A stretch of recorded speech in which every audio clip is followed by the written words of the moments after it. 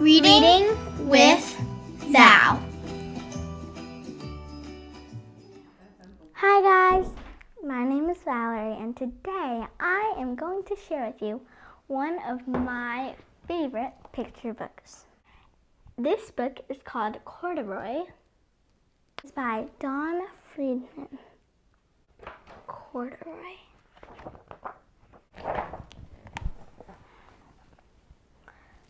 Corduroy is a bear who wants to live in the toy department of a big store. Day after day, he waited with all the other animals and dolls for somebody to come along and take him home. The store was always filled with shoppers buying all sorts of things, but no one ever seemed to want a small bear in green overalls.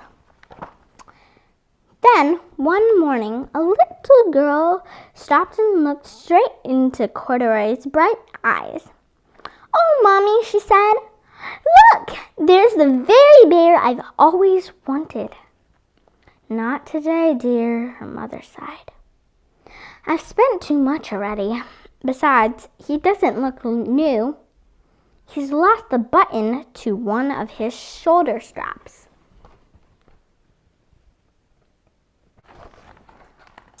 Corduroy watched them sadly as they walked away.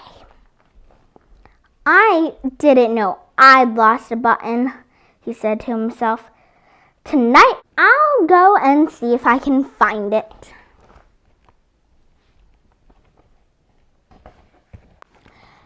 Late that evening, when all the shoppers had gone and the doors were shut and locked, Corduroy climbed carefully down from his shelf and began searching everywhere on the floor for his lost button.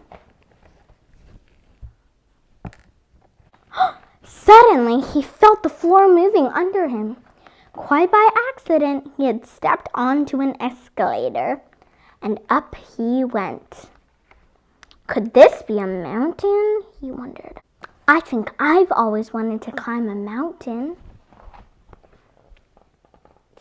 He stepped off the escalator as it reached the next floor.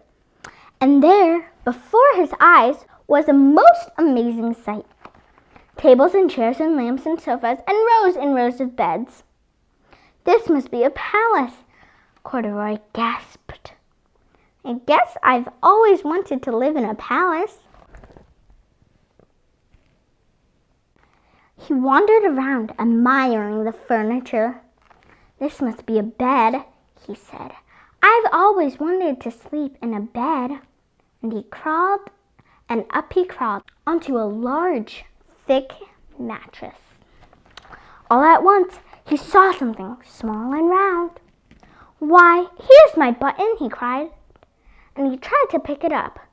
But like all the other buttons on the mattress, it was tied down tight.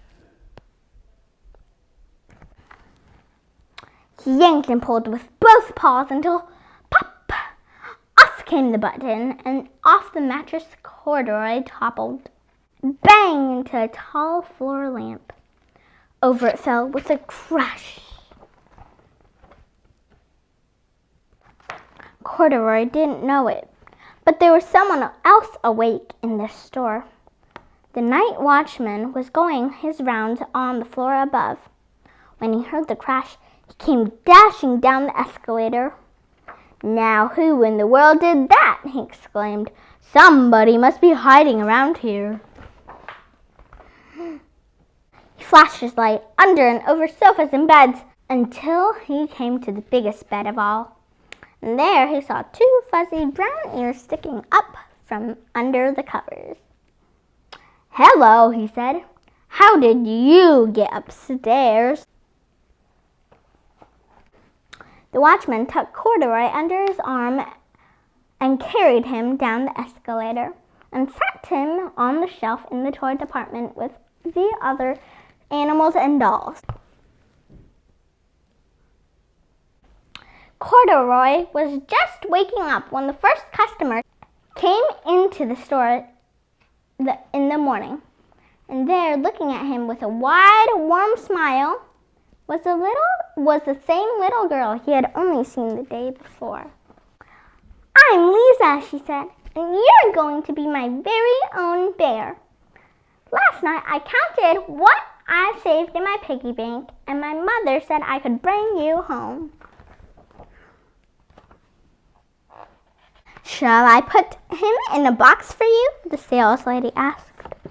"Oh, no, thank you," Lisa answered, and she carried Corduroy home in her arms. She ran all the way up 4 flights of stairs into her family's apartment and straight into her own room. Corduroy blinked. There was a chair and a chest of drawers, and alongside a girl-sized bed stood a little bed just the right size for him. The room was small, nothing like that enormous palace in the department store. "This must be home," he said. "I know I've always wanted a home." Lisa sat down with Corduroy on her lap and began to sew a button on his overalls. "I like you just the way you are," she said, "but you'll be more comfortable with your shoulder straps fastened." "You must be a friend," said Corduroy. "I've always wanted a friend." "Me too," said Lisa, and gave him a big hug. So that is the end of Corduroy. Remember to read on, have fun, and dream big.